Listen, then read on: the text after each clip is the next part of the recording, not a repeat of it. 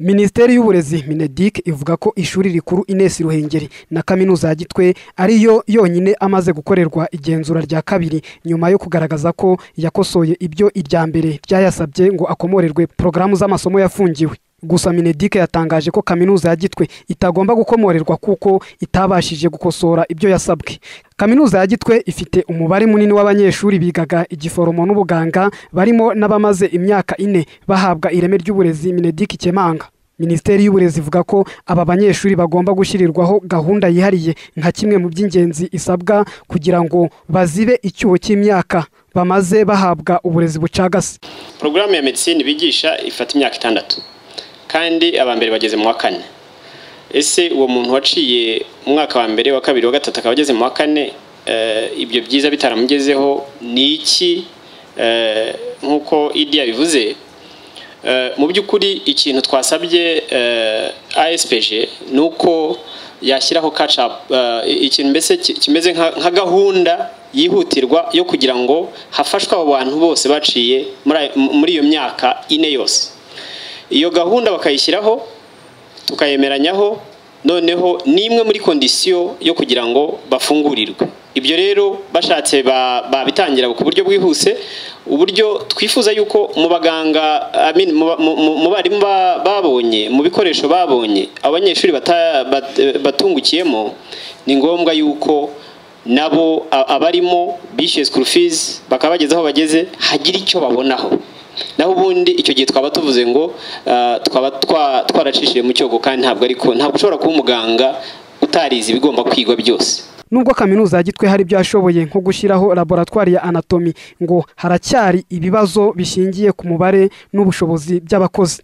Igenzura rya Minisiteri y'Uburezi ryasanze isomero ry'iyi kaminuza rifite abakozi 8 ariko ngo bose nta numwe ubifitiye ubumenyi. Naho mu ishami ryo kubaga abarwayi ngo umwarimu umwe yigisha abanyeshuri 60 kandi amabwiriza y'inama nkuru y'uburezi mu mashuri y'ubuvuzi agenera umwarimu umwe abanyeshuri 10 kugira ngo bige neza.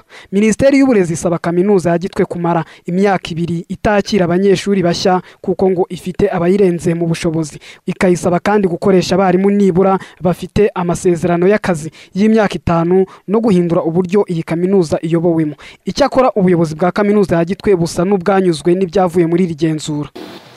Dukurikije na raporo yatanzwe uyu munsi, byumvikanye neza yuko ibintu byakozwe ari byiza ndetse byiza cyane, kuko hari ijambo makoresho ry'icyongereza bita tremendous, ni ijambo numvise rigize ahantu rinkoze ku mutima.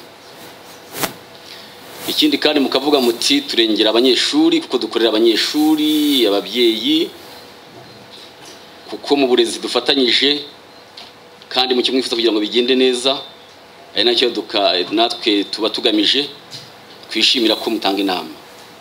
Nongera gushima rero kubw'inama mwatumije uyu munsi.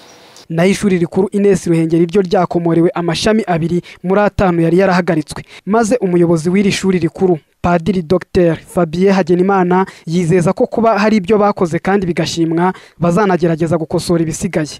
Mineduc ivuga ko mu cyumweru gitaha izanatangaza ibyavuye mu igenzura ryakorewe andi mashuri makuru na kaminuza 8 atavuzweho. Gusa Mineduc yateguje ko muri rusange azageza mu kwezi kwa 9 uyu mwaka ataratunganya ibyo asabwa azafungwa burundu. Ni icyemezo kireba amashuri makuru na kaminuza 4 yahagarikiwe ibikorwa by'agateganyo n'andi 6 yahagarikiwe by'agateganyo zimwe muri porogaramu z'amasomo yatangaga. Hagati aho bamwe mu banyeshuri iki kibazo kiri kugiraho ingaruka basanga Minisiteri y'Uburezi yarabigizemo uburangare yemerera aya mashuri makuru na kaminuza gufungura imiryango. Twebwe dusigare turi gupfira hano turi abana b'Abanyarwanda. None nk'u Rwanda muteganya iki igihe kaminuza ije gukorera mu Rwanda kugira ngo abanyeshuri be kuba victime?